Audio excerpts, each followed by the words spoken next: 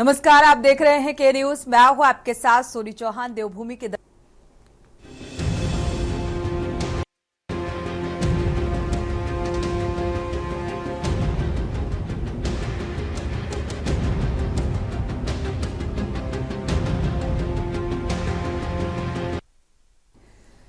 वित्त मंत्री 2024 और 25 का आम बजट पेश कर दिया है। सरकार ने इस बजट में किसानों, युवाओं के लिए बड़े ऐलान किए हैं।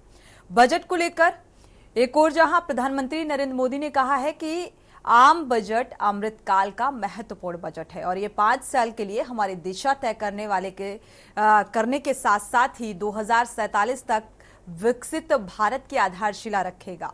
वहीं इस बार के आम बजट में पहली बार हुआ जब आम बजट पेश करने के दौरान उत्तराखंड का जिक्र हुआ है। वित्त मंत्री निर्मला सीतारमण ने बजट पेश करते हुए बताया है कि उत्तराखंड में बादल फटने और भूस्खलन से हुए नुकसान को लेकर सरकार मदद करेगी।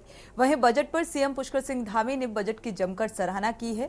कहा है कि सरकार ने हर वर्ग को बजट में सौगात दी। वहीं विपक्ष ने मोदी सरकार के इस बजट को घोर निराशाजनक बताया है। कांग्रेस का कहना है कि बजट में सरकार ने आम जनता के लिए कोई राहत नहीं दी है। आपको बता दें कि केंद्रीय बजट 2024 में मुद्रा लोन की सीमा को 10 लाख से बढ़ाकर 20 लाख किया गया है और इसके अलावा कृषि समेत अन्य क्षेत्रों में भी विशेष प्रावधान किए गए हैं। आज इसी मुद्दे को लेकर विस्तार से चर्चा करेंगे। पहले आपको रिपोर्ट दिखाते हैं।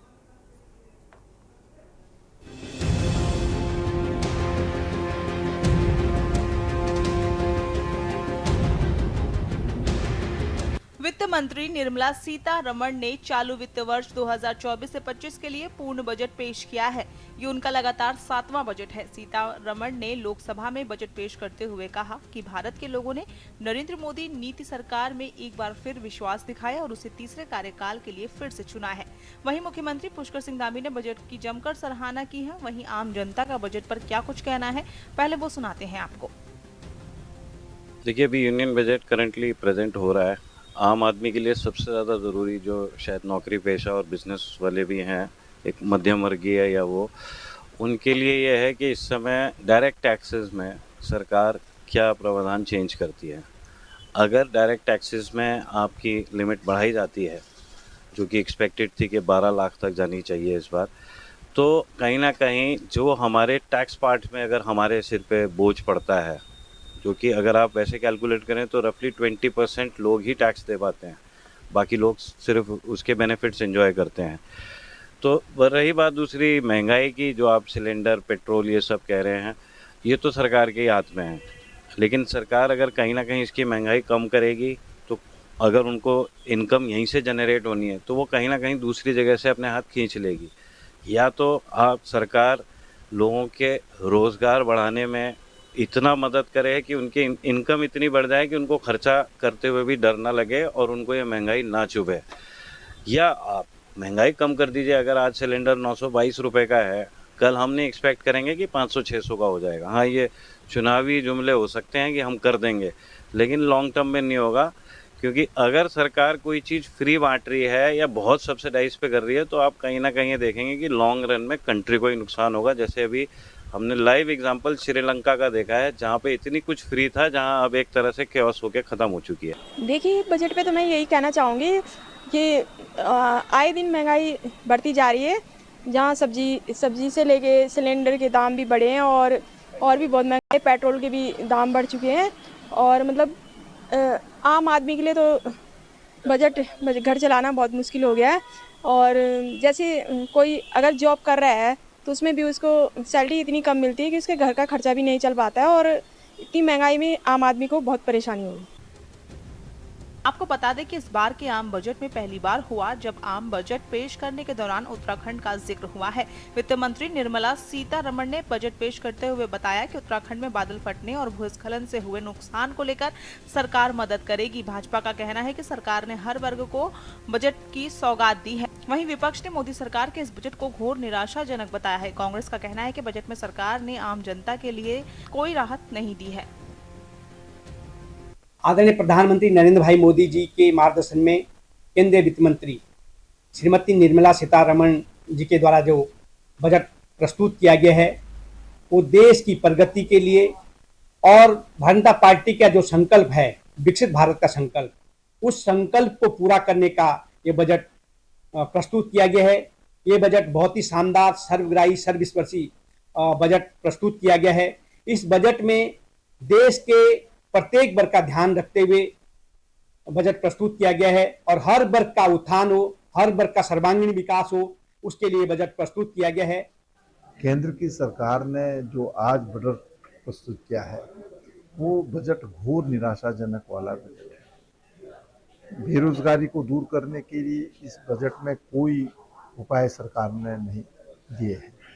गरीब और मजदूर वर्ग महंगाई से त्रस्त है।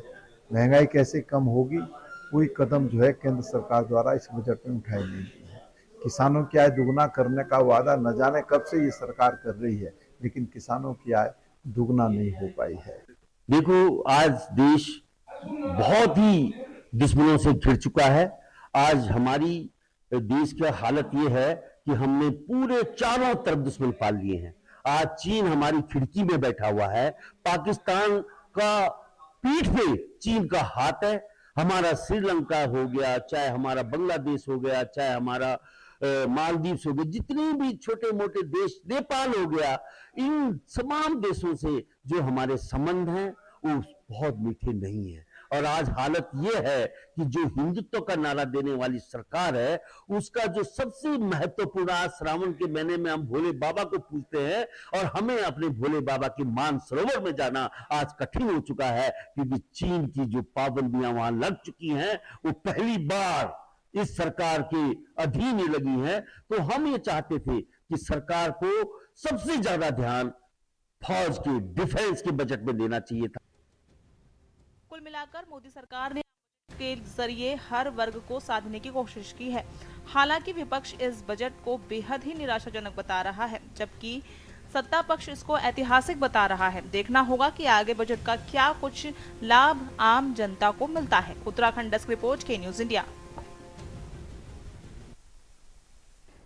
चलिए, तो फिलहाल आज बजट पेश हुआ और हर वर्ग का इस बजट में ध्यान रखा गया है। अगर देखा जाए, प्रधानमंत्री नरेंद्र मोदी ने भी साफ तौर पर इस बात का जिक्र किया कि जो विकसित भारत संकल्प यानी कि 2047 का जो लक्ष्य है, उसकी आधारशिला को मजबूत करने वाला यह बजट है। लेकिन विपक्ष इसको लेकर सवाल उठा रहा है कि ये किसी भी लिहाज से, आम आदमी के लिहाज से ये उचित बजट नहीं है।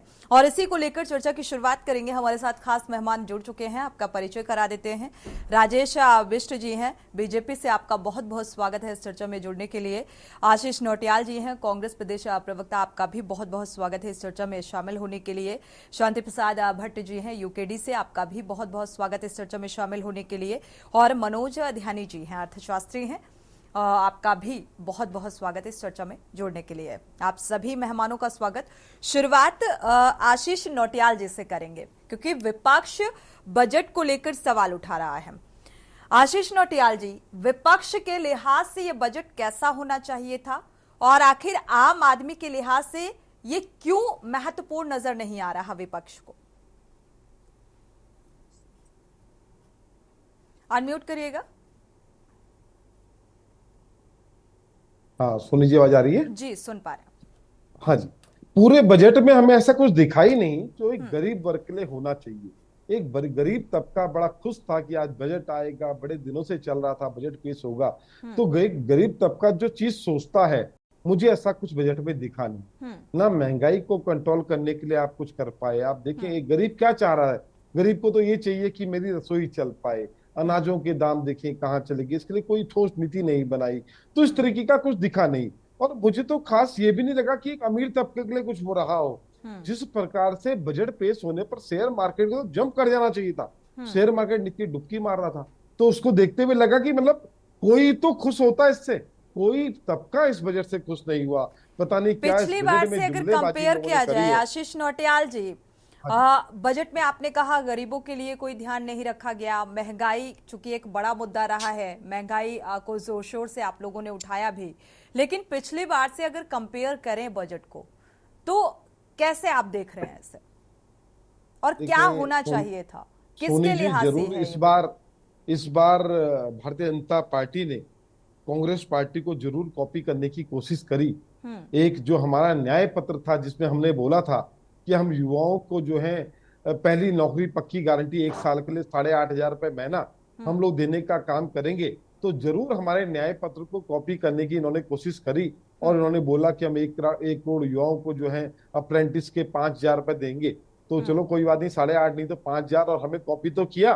तो कोई बात नहीं, आप लोग हमें कॉपी करें, सीखें, क्योंकि कांग्रेस पार्टी जो है जनता की पार्टी है, जनता के लिए काम करना चाहती है और जानती भी है किस प्रकार से काम किया जाता है। आपने एक हमारा कॉपी किया, मुझे लगा अगर दूसरा भी हमारा कॉपी कर लेते, जिस प्रकार से हमने बोला था कि महिलाओं को 8,500 रुपए पर मंथ हम देंगे, तो और अच्छा हो जाता। चलो, लेकिन आपको सीखने की कोशिश करी आपने कांग्रेस पार्टी से, ये एक अच्छी बात है। दूसरा जो मेन फोकस किया जा रहा है बजट के अंदर, वो लोन पर किया जा रहा है कि हम लोन देने का काम कर रहे हैं। हम मुद्रा लोन 10 लाख से लेकर बढ़ा 20 लाख करने का काम कर रहे हैं। तो पहली बात तो देखिए सोनी जी, इतना आसान नहीं होता बैंक से लोन लेना, क्योंकि सरकार तो घोषणाएं कर लेती है, लेकिन बैंक को अपने हिसाब से चलना पड़ता है, क्योंकि बैंक की अपनी सेफ्टी को देखते हुए लोन आगे देता है। बैंक भी एकदम कोई बेरोजगार आदमी जाए और बैंक से कहे ठीक है 20 लाख आशीष का जी, लोन मुझे दे दो पर मुद्रा, कैसे इम्प्लीमेंट किया जाएगा? क्योंकि घोषणा हो चुकी है, बजट पेश हो चुका है, 2 लाख करोड़ का जो बजट है वो युवाओं के लिए है। प्राथमिकता में किसानों को भी रखा गया है, गरीबों को भी रखा गया है। अगर विपक्ष पिछले बजट से कंपेयर करेगा और इस बार का जो बजट है, तो मुझे लगता है काफी कुछ बदलाव देखने को मिल रहे हैं। महिलाओं को भी प्राथमिकता दी गई है यहाँ पर, और साथ ही मुद्रा लोन सीमा का भी आप जिक्र कर रहे थे। पहले मेहमानों की प्रतिक्रिया ले लेते हैं। शांति प्रसाद भट्ट जी का रुख कर लेते हैं, यूकेडी से जुड़े हुए हैं। शांति प्रसाद जी, इस बजट को आप कैसे देख पा रहे हैं, कितना किफायती? देखिए सोनी जी, मैं उत्तराखंड में क्षेत्रीय दल की विचारधारा का व्यक्ति हूँ, और अगर उत्तराखंड के दृष्टिकोण से देखें तो इस बजट में मैं इतना ही कहूंगा कि रोजी रोटी पे राजनीति बहुत भारी पड़ गई। ये मजबूत बजट नहीं है, ये मजबूर बजट है। अब आप कहेंगे मैं इसको मजबूर बजट क्यों कह रहा हूँ? देख लीजिए, भारतीय लोकतंत्र में ये पहली बार हुआ है कि मिलीजुली सरकार ने अपनी सरकार बचाने के लिए बिहार और आंध्र प्रदेश को बम्पर फाड़ के जो है बजट दिया है। बताइए, हमको तो बजट में सिर्फ ये कह रहे हैं कि आपदा में देंगे, और बिहार को बाकायदा 11,000 करोड़ आपदा का पास करके दे दिया। जी, ऐतराज किस बात से है? बिहार को प्राथमिकता मिली, आंध्र प्रदेश को प्राथमिकता मिली, किस बात से ऐतराज है? ऐतराज नहीं है, मैं लोकतांत्रिक प्रक्रिया में जीने वाला व्यक्ति हूँ। मेरे राज्य की भी अपनी प्राथमिकताएं हैं। जब आपदा की, आपको पता है कि उत्तराखंड में हर वर्ष आपदा आती है, बादल फटते हैं, तो फिर हमको तय सीमा पर पैसा देने की बात क्यों? आपकी आवाज नहीं मिल पा रही है शांति प्रसाद जी। क्षेत्र के लोग हैं जी, हमको यहाँ पर नौकरियों में क्या सुविधाएं दी है? मैं पूछना चाहता हूँ कि उत्तराखंड के साथ ये मतभेद, ये भेदभाव क्यों? भारतीय जनता पार्टी ने एक संदेश दिया है उत्तराखंड की जनता को। यदि आज उत्तराखंड में क्षेत्रीय दल के सांसद होते तो बिहार और आंध्र प्रदेश की तरह हमको भी जो है भारी भरकम बजट मिलता। आपदाएं हम झेलें, बलिदान हमने, नौकरियां हमारी खत्म कर दो, अग्निवीर बनाकर सेना से उसे हमको रोक दो जाने से। कहने का मतलब है इस बजट में सरकार ने भाई मोबाइल आपने सस्ते कर दिए, आपने कैंसर की दवाई और कैंसर के उपकरण खरीदने में सस्ता किया है, इसके लिए बधाई। मगर मैं पूछना चाहता हूं, पूरे देश के परिवेश में अगर हम बात करें, युवाओं के लिए भी तो बजट रखा गया है, बजट पास किया गया है 2 लाख करोड़, युवाओं को भी प्राथमिकता दी गई है इस बजट में। क्या प्राथमिकताएं दी है? प्रशिक्षण देने के लिए 5,000 रुपए, और वो भी 1 करोड़ लोगों को देश में, वो भी केवल 1 लाख करोड़ रुपया। मैं पूछना चाहता हूं, ऊंट के मुंह में जीरा है, ये क्यों नहीं कहा कि उत्तराखंड से लेकर देश के अंदर हम प्रतिवर्ष 2 करोड़ लोगों को रोजगार देंगे, सरकारी नियमित सेवाओं में लेंगे। ये दिहाड़ी का मजदूर बनाकर आखिर किसको मजबूत करना चाह रही है ये सरकार? हमारा कहने का मतलब है सोनी जी, ये जो बजट मजबूरी का बजट है, और रोजी रोटी पर जो है राजनीति इतनी हावी हो गई कि मोदी जी ने आंध्र और बिहार को खुश करने के लिए पूरे देश के प्रदेशों का जो है गला घोट दिया है। ये संदेश शांति प्रसाद जी, घटक दल मिलकर अगर सरकार बनाएंगे तो प्राथमिकता में तो रखना पड़ेगा ना शांति प्रसाद जी। हमारे साथ प्रदीप कुकरेती जी भी जुड़ चुके हैं। स्वागत है आपका इस चर्चा में शामिल होने के लिए। प्रतिक्रिया ले लेते हैं, इसके बाद मनोज ध्यानी जी का रुख करेंगे और इन सभी सवालों का जवाब राजेश बिष्ट जी से लेते हैं। प्रदीप कुकरेती जी, इस बजट को आप कैसे देख पा रहे हैं? कितना किफायती आम आदमी के लिहाज से नजर आ रहा है? अनम्यूट करिएगा। जो है मैडम, हर साल ही निकलता है और ये बजट देखते देखते हम उत्तर प्रदेश से उत्तराखंड की तरफ आ गए हैं और 24 कदम चल भी चुके हैं। लेकिन क्योंकि हम लोग सीमांत प्रदेश के लोग हैं, निश्चित रूप में अन्य हिमालयी राज्यों के परिप्रेक्ष्य में हम अपने आप को जब कंपैरिजन करके देखते हैं तो हमारे को अपने साथ एक सौतेला सा व्यवहार लगता है, क्योंकि या तो उसकी तुलना जो है 5 सांसदों के सीट की जाती है और उन 5 सांसदों में भी तब कि अब तो हमें मिल चुके हैं, अगली बार देखेंगे 5 साल बाद। दूसरी बात, इसमें हमारे सांसदों की भी मैं कहूंगा कि 8 सांसदों की जो हमारी कमियां हैं, कि जिस प्रकार से सांसदों को चाहिए था कि हम लोग सीमांत प्रदेश के लोग हैं, ये हमें जो है, आप ये बताइए कि जो रेलवे सेवाओं को जहां से मुख्य नेटवर्क यहाँ से देहरादून से जोड़ा जाना चाहिए था, जहां जहां जो डिमांड है, आज हम जो है ट्रॉम्बे कौन से सन की ट्रेन जो है मुंबई से देहरादून चली थी, जहां से आर्थिक हर आदमी जो है हवाई जहाज में बैठ के नहीं जा सकता। मतलब कुछ चीजों को देखना चाहिए। दूसरी बात, इंडस्ट्री के पॉइंट ऑफ व्यू से मैं कहूंगा कि आपने सीमांत प्रदेश के लिए, उस पहाड़ी उसके लिए जिलों के लिए क्या विशेष पैकेज निकाला उद्योग की नीति में, या कोई हर्बल नीति आपने ऐसे कुछ तैयार करी? क्या आपने ग्रीन बोनस के लिए हमारे को तैयार किया? हम लोग लगातार 42 शहादत देने के बाद अपने राज्य के लिए और पूरे राष्ट्र हित के लिए हम हमेशा जो है छाती चौड़ी करके उत्तराखंड रहता है कि राष्ट्र के लिए बलिदान होने के लिए। लेकिन हमारे अपने 8 सांसदों की कमी, जो सही तरीके से अपना गुणा भाग वहां पे नहीं रख पाते, उस मामले में मैं बिहार की, चाहे आंध्रा की या साउथ जो हमारे जो ईस्टर्न उसके सांसद हैं, मैं चाहे वो पक्ष हो चाहे विपक्ष हो, उनकी मैं तारीफ करता हूं कि वो अपने राज्यों के लिए बड़े तरीके से ड्राफ्ट तैयार करके वहां रखते हैं और वो कहीं ना कहीं उनके सांसद वहां पे अपनी बात को मनवाने में कामयाब होते हैं। हमारे सांसदों के साथ सांसदों की कार्यशैली पर सवाल।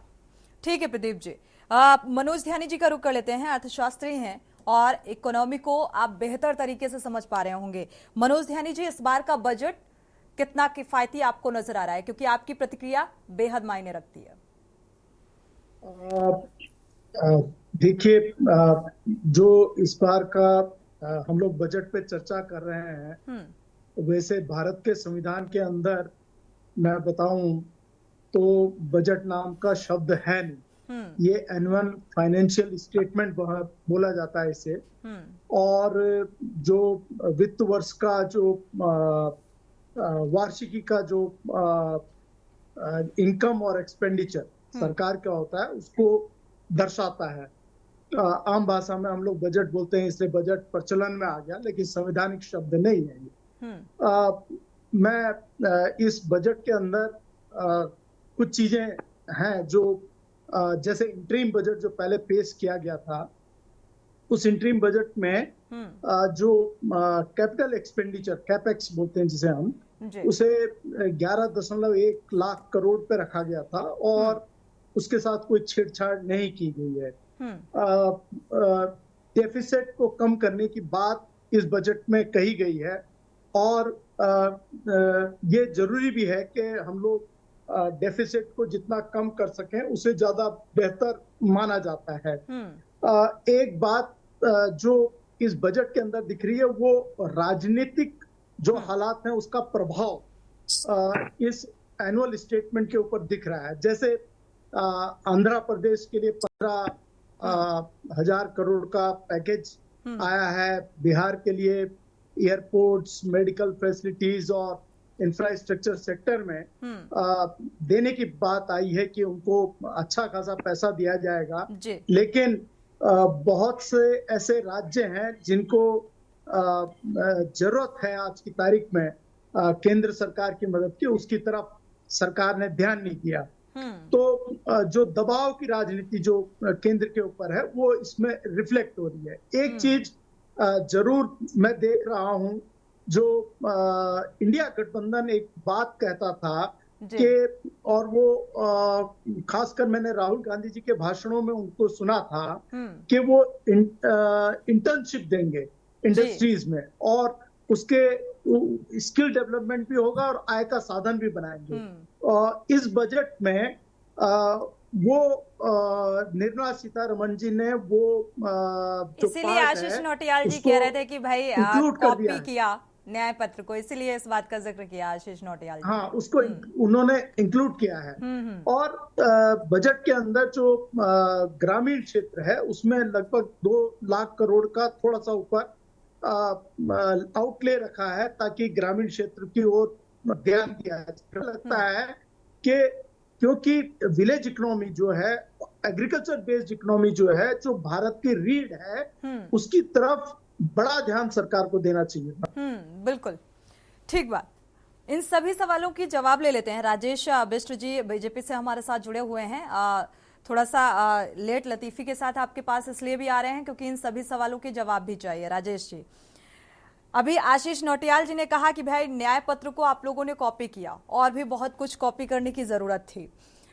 सौतेला व्यवहार किया गया, प्रदीप कुकरेती जी ने कहा, और भेदभाव, यूकेडी प्रवक्ता ने भी इस बात का जिक्र किया। और अभी प्रधानमंत्री नरेंद्र मोदी का जो वक्तव्य सामने आया, एक विकसित भारत संकल्प 2047 की आधारशिला मजबूत करेगा, इस लिहाज का ये बजट पेश किया गया है। इन सभी सवालों के जवाब और प्रतिक्रिया। देखिए जी सोनी जी, सबसे पहले मैं ये कहना चाहता हूँ, ये बहुत खुशी और सम्मान की बात है कि हमारा जो भारत देश है वो विश्व की सबसे बड़ी अर्थव्यवस्थाओं में 5वें स्थान पर है। ये अपने आप में बड़े गौरव का क्षण है कि हम लोग अर्थव्यवस्था के मामले पे उस पायदान पे पहुंचने में, ये जो पिछले 10 वर्षों का आदरणीय नरेंद्र मोदी जी का कार्यकाल रहा है, ये कहीं ना कहीं इसके लिए वो बधाई के पात्र हैं और 140 करोड़ देशवासी इसके साक्षी हैं। इसके साथ साथ जिन 4 वर्गों को देखने के बाद और जिन 4 वर्गों के लिए काम करने की मंशा के साथ आदरणीय मोदी जी ने जो बात रखी थी, उस परिकल्पना को पूरा करने की ओर ये पहला कदम है।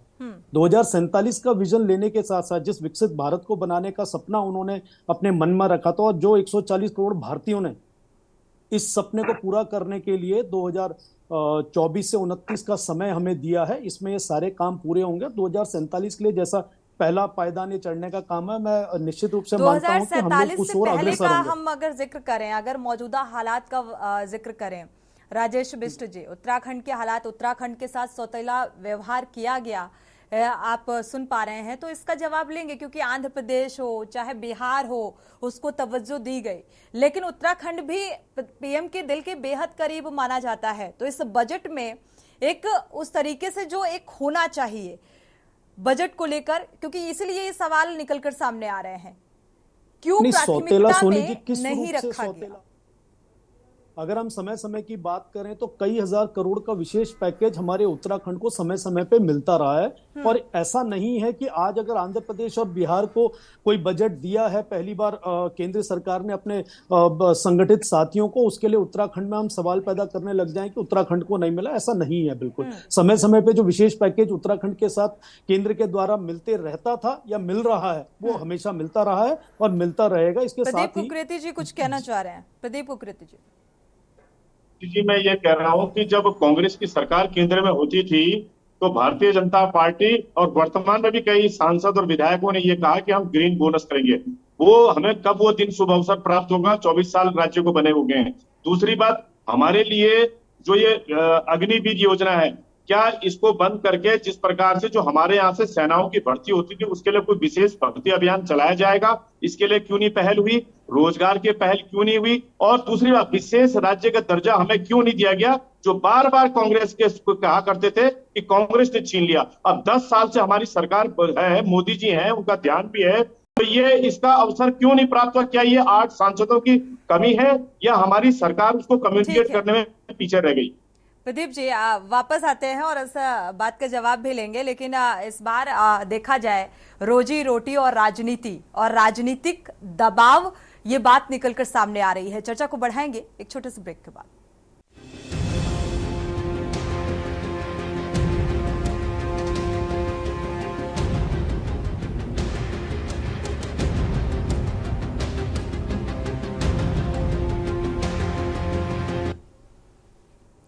तो दिल्ली से आई बजट की मिठाई इस लिहाज से क्योंकि उत्तराखंड के लिए एक विशेष पैकेज का ऐलान होना चाहिए था इस बजट में, और इस बात से ऐतराज है और इसलिए विपक्ष जो है वो सवाल उठा रहा है। इसी को लेकर देवभूमि के दंगल में हम चर्चा कर रहे हैं। हमारे साथ खास मेहमान जुड़े हुए हैं।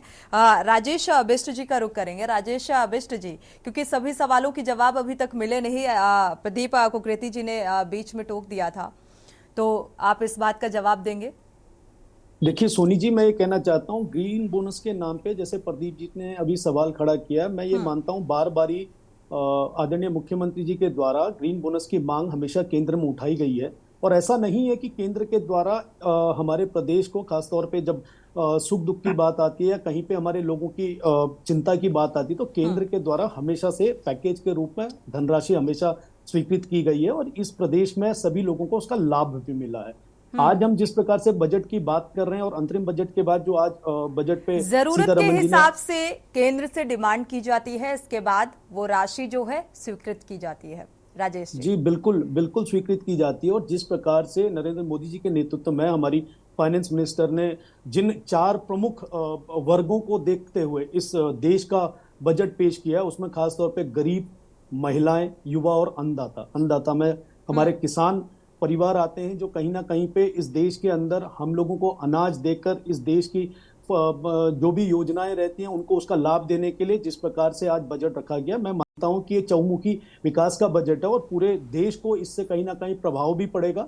और खास तौर पे जहां तक हम युवाओं की शिक्षा की, नए कौशल योजनाओं की, प्रशिक्षण की बात कर रहे हैं, उसके लिए भी तमाम तरह के प्रावधान रखे गए हैं। आशीष नौटियाल जी कह रहे हैं कि भाई आप लोगों ने न्याय पत्र को कॉपी किया और भी कुछ कॉपी करने की जरूरत थी तो शायद और बेहतर हो जाता बजट।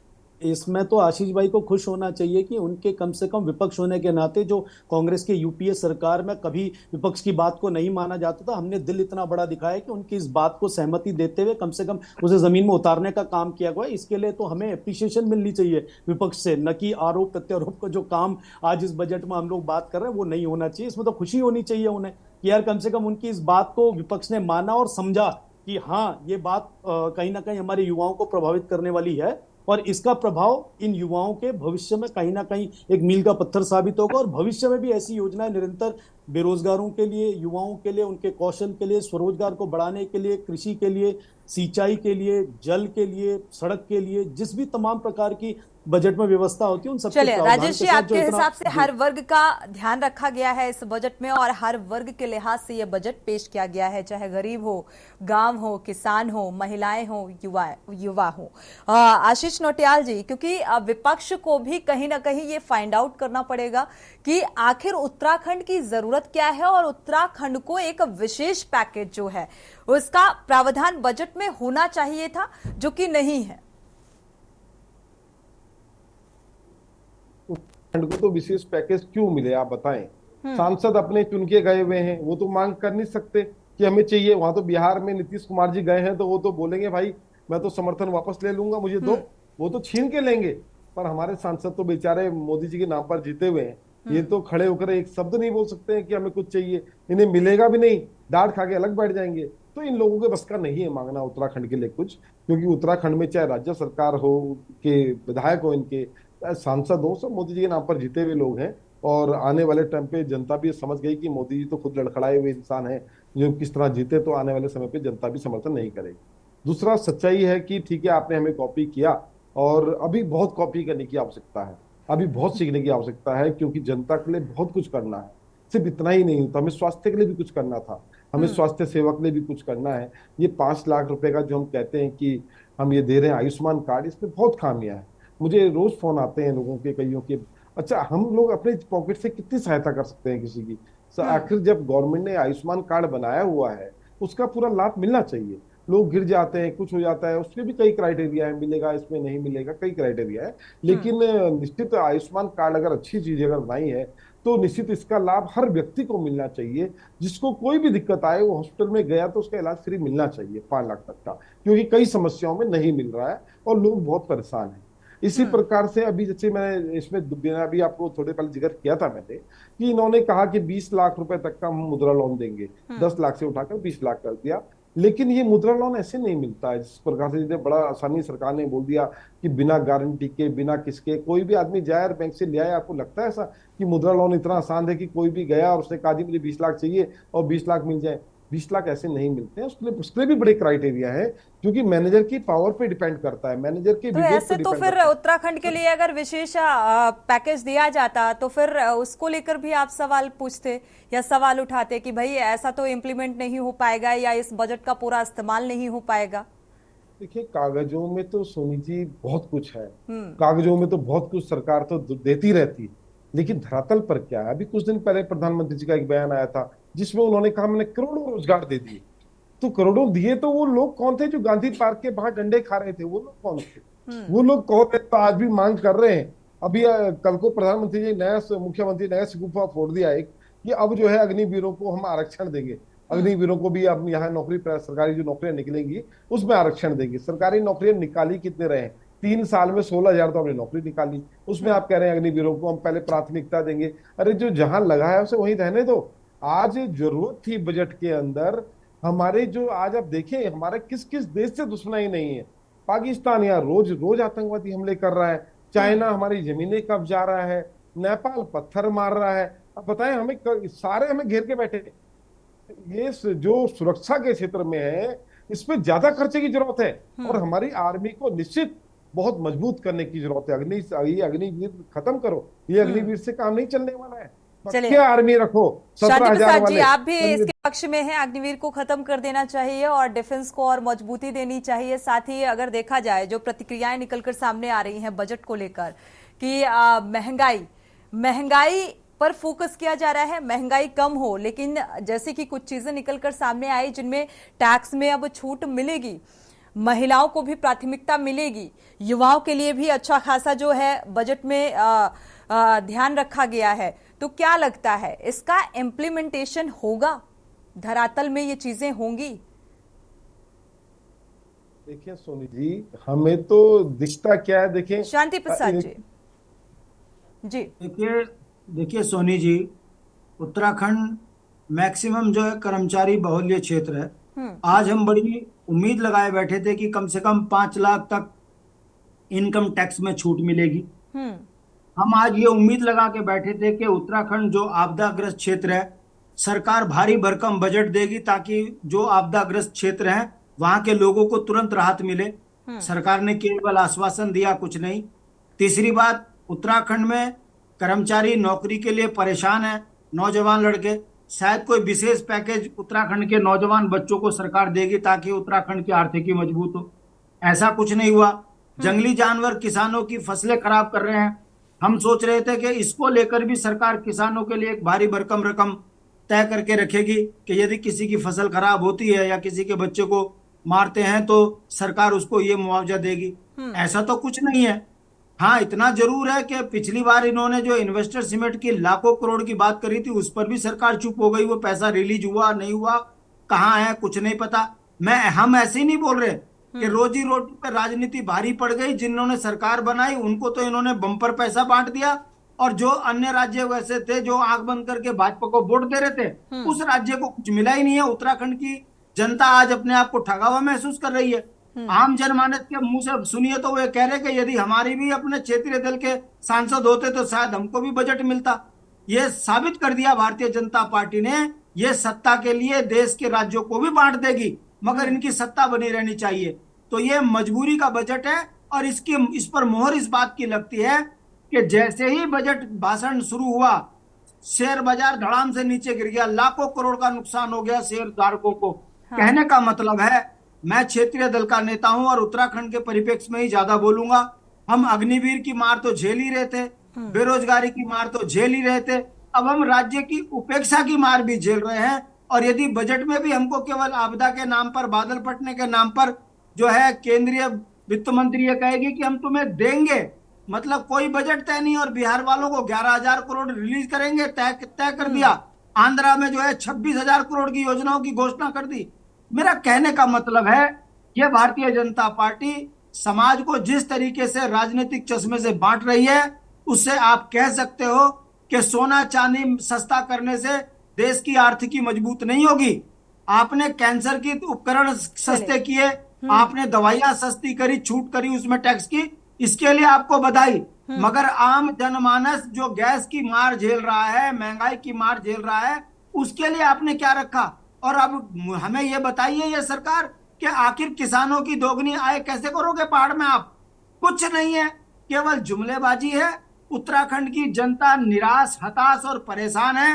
वो इस बात को लेकर है कि हमने तीसरी बार भारतीय जनता पार्टी को बम्पर वोट देकर जो है संसद में सांसद भेजे, मगर उन सांसदों ने उत्तराखंड के लिए एक शब्द नहीं बोला, जिसका परिणाम है कि मोदी जी केवल ऊपरी ऊपरी प्यार तो दिखाते हैं कि हम उत्तराखंड को प्यार करता हूं, मगर जब आर्थिक मदद देने की बात आती है, जी का रुख करेंगे। प्रदीप कुकरेती जी, बिल्कुल। इन्हें बंगालियों को मूल निवास की चिंता है, मगर पहाड़ियों की आर्थिकी की मजबूती की चिंता नहीं है। इससे पता लगता है कि ये मजबूरी का बजट है और रोजी रोटी पर राजनीति भारी पड़ गई है। और उत्तराखंड के सांसदों की जो उपेक्षा संसद में मोदी जी की सरकार ने करी है, ये उसी का परिणाम है कि इस बजट से उत्तराखंड का कर्मचारी, उत्तराखंड का किसान, उत्तराखंड का नौजवान, उत्तराखंड का व्यापारी बहुत निराश है। और इस बजट ने यह तय कर दिया है कि ये सत्ता के लालच में अपनों को पैसा बांटेंगे, अन्य राज्यों की ऐसी उपेक्षा करेंगे। ठीक है प्रदीप कुकरेती जी, क्या आप भी इस बात से इत्तेफाक रखते हैं? क्योंकि सांसदों की कार्यशैली में आपने पहले ही सवाल उठाया और उत्तराखंड के सीएम इस बजट की तारीफ भी कर रहे हैं कि भाई हर वर्ग का इस बजट में ख्याल रखा गया है, ध्यान रखा गया है, हर वर्ग के लिहाज से यह बजट पेश किया गया है, लेकिन उत्तराखंड का भला नजर नहीं आ रहा। निश्चित रूप में चाहे वो मान्य या पार्टी का विशिष्ट हो, ये उनका नैतिक दायित्व बनता है कि जो अपने घर की बात है, अपने संगठन की बात है, अपनी सरकार की बात है, उसके परिप्रेक्ष्य में उनको बोलना ही पड़ेगा।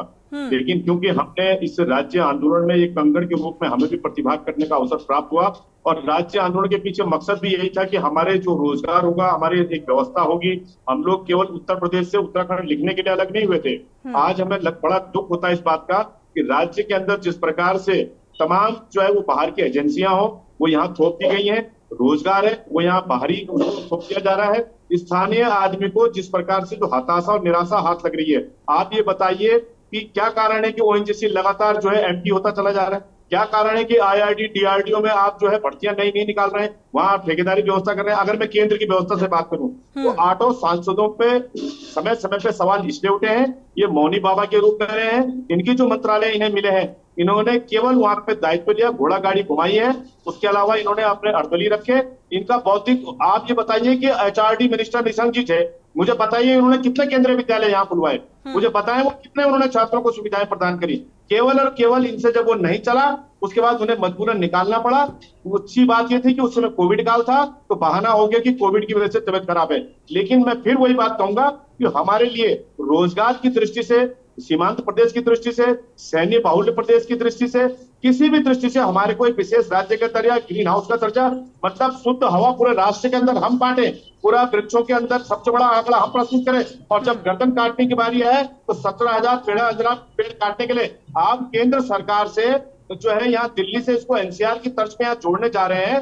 लेकिन उसके लिए भी हम अपना बलिदान देंगे। और अग्निवीर के लिए 10% क्षैतिज आरक्षण, और राज्य आंदोलनकारी 11 साल से आंदोलनकारी जो मांग रहे हैं उस पर इनकी मौनी बनी हुई है। राजेश जी ध्यान से सुनिएगा, ऐसी बात का जवाब लेंगे आपसे। जी प्रदीप जी, बात पूरी हो गई आपकी। ध्यानी जी का रुख करेंगे। ध्यानी जी, एक तो आर्थिक मजबूती, अर्थव्यवस्था 5वें स्थान पर है। अभी राजेश बिष्ट जी भी इस बात का जिक्र कर रहे थे। कितनी मजबूती के आसार आपको नजर आ रहे हैं जिस लिहाज से यह बजट पेश किया गया है, या जो संकल्प सरकार का नजर आ रहा है, जो सोच सरकार की नजर आ रही है? अभी बादल फटने को लेकर भाई वित्त मंत्री ने इस बात का जिक्र किया कि बादल फटने पर सरकार जो है वो उचित सहायता मदद करेगी, लेकिन कितनी, कैसे करेगी ये पता नहीं। देखिए, भारत बहुत बड़ी अर्थव्यवस्था है, इसमें कोई दो राय नहीं है। और हमारे यहाँ बहुत बड़ा मार्केट है, डिमांड है। इस अर्थव्यवस्था का डंका पूरे विश्व में है, ये इससे कोई इनकार नहीं करता। सरकार का इकोनॉमिक सर्वे आया कल बजट से पहले, और सरकार ने उस इकोनॉमिक सर्वे में एक बात स्वीकार की कि जो ग्लोबल स्तर पर जो डिमांड है गुड्स की, उसकी डिमांड घट रही है।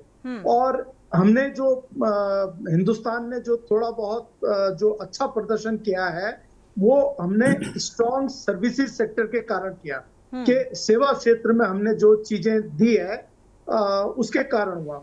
मुझे एक बात जो यहाँ पर अजीब सी लग रही है, क्योंकि जब से रशिया यूक्रेन का युद्ध हुआ, रशिया का जो क्रूड ऑयल है वो मैक्सिमम हिंदुस्तान के पास आ रहा है और हिंदुस्तान उसे री एक्सपोर्ट कर रहा है। तो ऐसा क्यों है कि गुड्स के ग्लोबल जो डिमांड है गुड्स के ऊपर, वो रिफ्लेक्ट हमारे इकोनॉमिक सर्वे में नहीं आया है? ये एक जो प्रश्न है। सरकार ने इकोनॉमिक सर्वे में एक बात और कही कि आर्टिफिशियल इंटेलिजेंस जो है वो रोजगार के सृजन में बाधा पैदा कर रही है, और साथ साथ में जो एमिशंस होती हैं जिसे बायोफ्यूल कहा जाता है, वो उसके कारण भी दिक्कत आ रही है, और वहां पर एक संतुलित विकास और उसके बीच में एक संतुलन होना चाहिए। ये इकोनॉमिक सर्वे की बात है। अब आज जो बजट पेश किया गया, उस बजट में सरकार ये बात कह रही है कि हमारी जो 9 प्रायोरिटी क्षेत्र होंगे, जो उसमें कृषि उसके ऊपर रोजगार का क्षेत्र है, इंफ्रास्ट्रक्चर है, ऊर्जा क्षेत्र है, इस तरीके से 9 सेक्टर्स की बात की है। और उसमें जो एक सेक्टर आता है उसमें नेक्स्ट जन रिफॉर्म्स, जो वित्त मंत्री जी ने कहा, तो जो नेक्स्ट जनरेशन रिफॉर्म्स हैं, उस नेक्स्ट जनरेशन रिफॉर्म्स के ऊपर वो सुधारवादी कदम क्या होंगे, उसको सरकार ने एलोबरेट नहीं किया, जबकि उसे एलोबरेट किया जाना चाहिए था। जब तक वो लेआउट नहीं होगा तब तक वो बात निकल के नहीं आती। क्यों? ये इसलिए कह रहा हूं मैं कि प्रधानमंत्री ग्रामीण किसान अन्न योजना जो है वो 5 साल के लिए बढ़ा दी है, और इसी तरीके से जो युवाओं के लिए जो योजना लाई गई है वो 5 साल के दौरान, मतलब उसका पता लगेगा 5 साल के बाद कि एक्चुअल में उसकी रिपोर्ट कार्ड क्या कहती है। तो यहाँ पर मैं इस बजट का एक बड़ा जो हास्यास्पद जो पहलू है, और वो है रिकॉर्ड मेकिंग।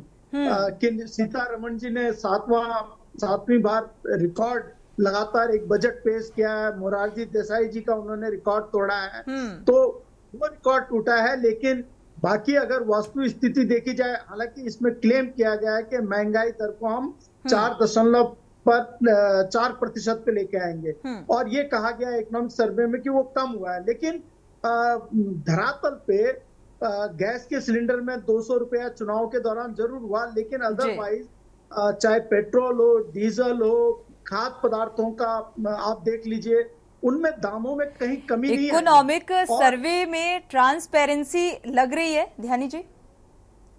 देखिए, मैं क्योंकि भारत का बजट है और बड़े संजीदा तरीके से पूरे भारत की आर्थिकी का जुड़ा हुआ है, और बड़ा एक रिस्पॉन्सिबल फैक्टर है, और ये अकाउंट स्टेटमेंट है भी इसके लिए। सरकार का जो कैपिटल एक्सपेंडिचर है वो ना बढ़ना मुझे लगता है ये ठीक है, और डेफिसिट के तौर पर ये 2 चीजें ऐसी हैं जिस पर मैं जरूर सरकार को कहूंगा कि सरकार अगर इस पे आगे बढ़ती है तो वो भी उपलब्धि ही मानी जाएगी। बाकी रोजगार के क्षेत्र में अभी बहुत ज्यादा कुछ स्कोप दिख नहीं रहा, मतलब इस वजह से बिल्कुल ज्यादा कुछ जिस तरीके से बातें सत्ता पक्ष की तरफ से निकलकर सामने आ रही हैं वैसा कुछ नजर नहीं आ रहा है, और धरातल में कितना क्या होता है ये देखना होगा। राजेश बिष्ट जी, एक महत्वपूर्ण सवाल यहाँ पर ध्यानी जी ने उठाया कि भाई नेक्स्ट जो जनरेशन है, सुधार के लिए क्या कुछ रोड मैप होगा आगे का, इसको लेकर कुछ? सोनी जी, मैं सबसे पहले कहना चाहता हूं कि राज्य आंदोलनकारी जो भी हमारे इस प्रदेश के साथी रहे, जिन्होंने भी अपना मैं कहूं हिम्मत का लोहा मनवाया और इस राज्य को अलग लिया, उसमें ऐसा नहीं है कि वो लोग राज्य आंदोलनकारी नहीं थे जो पॉलिटिकल पार्टियों से जुड़ गए। सिर्फ हमारे प्रदीप भाई कह रहे हैं कि हम राज्य आंदोलनकारी हैं। मैं खुद जब 10-12 साल का था, मुझे अच्छे से याद है कि सुबह प्रभात फेरियां जब निकला करती थी तो स्कूल जाने से पहले हम भी 1 घंटा राज्य आंदोलन के लिए जो समर्पण दे सकते थे या हमसे बड़ी उम्र के लोग जो दे सकते थे वो सबने दिया। लेकिन कुछ लोग पॉलिटिकल पार्टीज में आ गए, कुछ नहीं आ पाए, वो अलग बात है। दूसरी बात, ग्रीन बोनस की बार बारी बात आ रही है। मैं समझना चाहता हूं, इस देश के अंदर 11 हिमालयी राज्य हैं जहां पे हमसे ज्यादा भी हरित प्रदेश है। उनमें से किस राज्य को ग्रीन बोनस मिल रहा है या किस राज्य को आज तक ग्रीन बोनस मिला है? जब किसी राज्य को नहीं मिला है, राज्यों से कंपेयर क्यों करना? कैसे नहीं हम राजेश जी, दूसरे राज्यों से सुनिए पहले तथ्यों पे नहीं आप फैक्टफुली बात को समझिए, फैक्टफुली बात को समझिए कि अगर कोई हैंडीकैप्ड है वो 50% है और एक हैंडीकैप्ड 70% है, 70% वाले को एड मिलनी चाहिए, 50% वाले को मिलनी चाहिए। मैं इस बात से ये कहना चाहता हूं कि हमसे भी ज्यादा हरित प्रदेश इस देश के अंदर और भी हैं।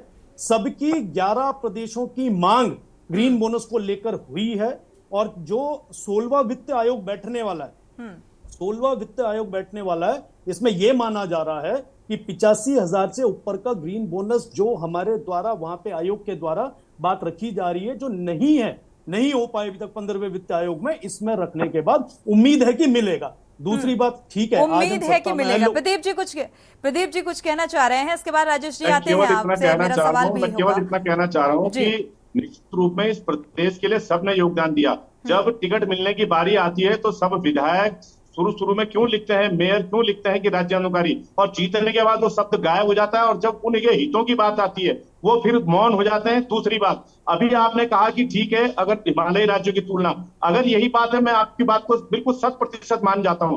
परिसीमन की बारी आई थी, हमने जब मना किया था, हम नए राज्य थे, हमारा परिसीमन नहीं होना चाहिए था, जबकि नॉर्थ ईस्ट के पक्ष विपक्ष ने अपने यहाँ परिसीमन नहीं होने दिया हिमालय राज्यों को क्षेत्रफल के आधार पर, और हमारे यहाँ परिसीमन हुआ, वो सीटें घटती चली गई। तो विश्वजीत, सब चीजों पर आकलन तो फिर वहां भी करना पड़ेगा। परिसीमन के समय पे केंद्र में सरकार जिसकी थी मान्यवर, नहीं तो आप नहीं, बात आकलन की हो रही राजेश जी, आकलन की बात हो रही है, बात आकलन की कर रहे हैं ना प्रदीप जी। जी मैं आपको यहाँ भी बोनस दे रहा हूँ। सुनता हूँ प्रदीप जी, ठीक है प्रदीप जी आपकी बात पूरी हो गई, जवाब ले लेते हैं जी। 26 में आप हमारे को क्षेत्रफल के आधार पर दे जाएंगे। मुझे आपका बोनस नहीं चाहिए, मुझे आप बोनस मत दीजिए, आप कोई नहीं होते मुझे बोनस देने वाले। मैं आपको ये कहना चाह रहा हूं कि जिस कांग्रेस को आप शील्ड कर रहे हैं बार बार, ये समझ के चलिए कि परिसीमन के समय पर केंद्र में कांग्रेस की सरकार थी, भारतीय जनता पार्टी की सरकार नहीं थी, इसलिए हमारे द्वारा किया नहीं गया। आपको केंद्र सरकार में भारतीय जनता पार्टी का विशेष आभार व्यक्त करना चाहिए। नहीं, लेकिन राजेश जी हम तो मौजूदा वक्त की बात कर रहे हैं ना। शुक्रिया आप सभी मेहमानों का इस चर्चा में शामिल होने के लिए। समय इजाजत नहीं देता कि चर्चा को आगे बढ़ाएं। फिलहाल विपक्ष लगातार सवाल उठा रहा है इस बजट को लेकर जो आज वित्त मंत्री ने पेश किया, और एक तरफ सत्ता पक्ष यानी कि जो प्रतिक्रिया निकलकर सामने आई कि ये बजट जो है हर एक वर्ग को ध्यान में रखकर पेश किया गया है, और कितना इसे धरातल पर लागू किया जाएगा या महज कागजों तक ही सीमित रह जाएगा, ये देखना भी दिलचस्प हो। इसी के साथ बुलेटिन में इतना ही। आगे खबरों के लिए आप देखते रहिए के न्यूज़ इंडिया।